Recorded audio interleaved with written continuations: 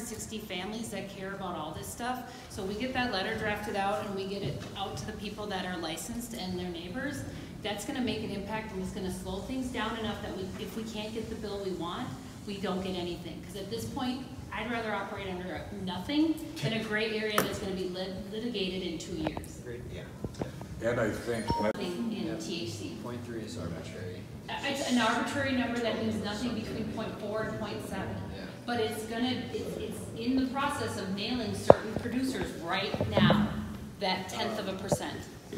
We need very clear regulation and statutes to protect everyone in this room and the consumers that are gonna take these products from the stores.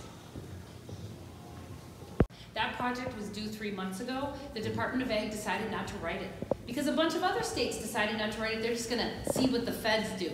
That's a bad idea. I don't think it was due 3 months ago. It was due right in now, but they haven't written it, and they're not writing it as of 2 months ago.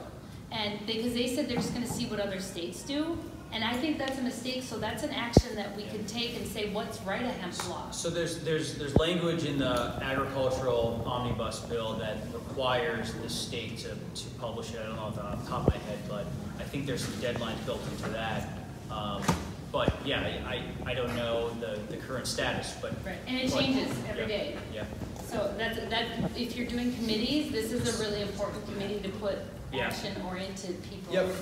Well, we break here a little bit. Zach's been talking to our organization. We focus on asset tracking kinds of solutions in multiple industries, and we know we're trying to really understand the issues of kind of farm to transportation to factory, of tracking shipments, of proving where they are. If law enforcement needs to know, this is really a hemp transport. It's not something that may be illegal or different than. This system kind of tees it up, so the farmers are able to track it at the beginning of the source. We follow it all the way through the factory, and it's all verified.